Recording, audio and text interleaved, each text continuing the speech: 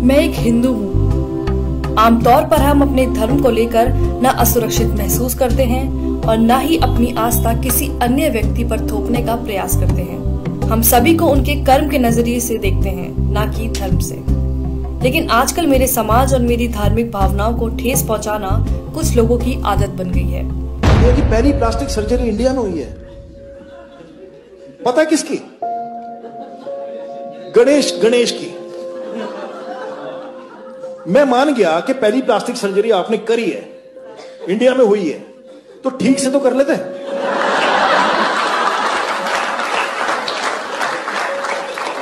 इसको देख के तो यही लगता है कि गांजा फूक के नहीं करना चाहिए सर। क्या ये इन्हें किसी तरह से ज्यादा बुद्धिजीवी बनाता है? आपको ऐसे बहुत से वीडियो मिल जाएंगे जिसमें कॉमेडी के नाम पर लगातार हिंदू धर्म और हिंदू देवी देवताओं का मजाक उड़ाया जाता है।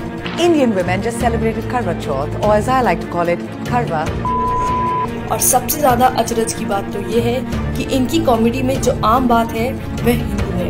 like इसमें हिंदुओं को जिंदा जला दिया। It's like, fuck, that's bad. मरने के बाद जलाते ना।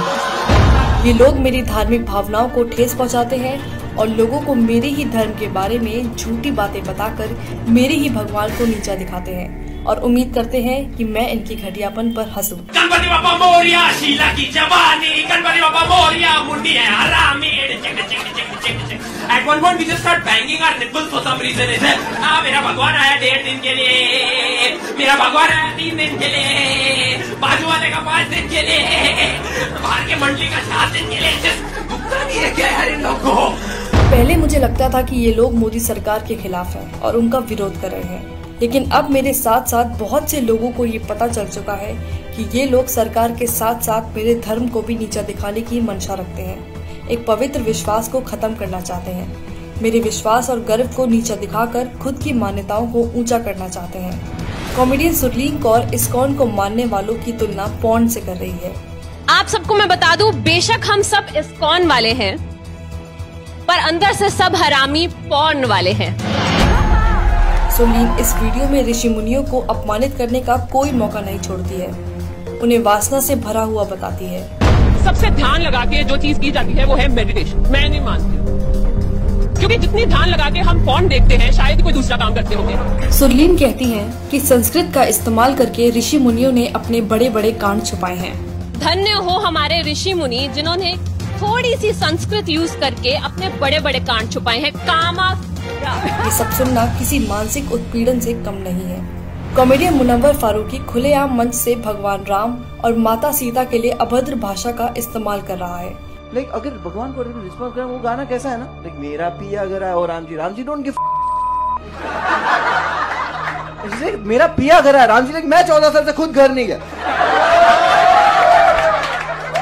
एंड अगर सीता ने सुन लिया तो वो तो डाउट करेगी।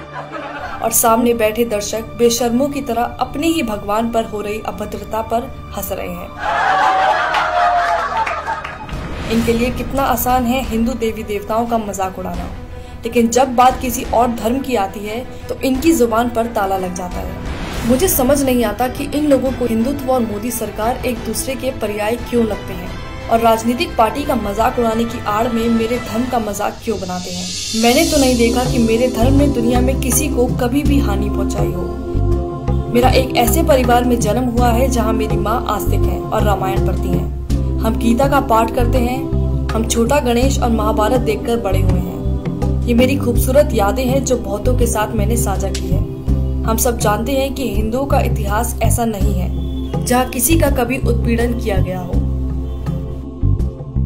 लेकिन ये लोग अभिव्यक्ति की आजादी के नाम पर हर दिन मेरी आस्था को कुचलते हैं। ये लोग कलात्मक आजादी की बात करते हैं, लेकिन इनकी कलात्मक आजादी तब कहाँ चली जाती है जब बात किसी दूसरे धर्म की हो। क्या केवल हिंदू देवी देवताओं का ही मजाक उड़ाना सेकुलरिज्म है? हमारे भगवान ने इंडिया से श्रीलंका ब्रिज बना दिया उस समय बिना LNT के।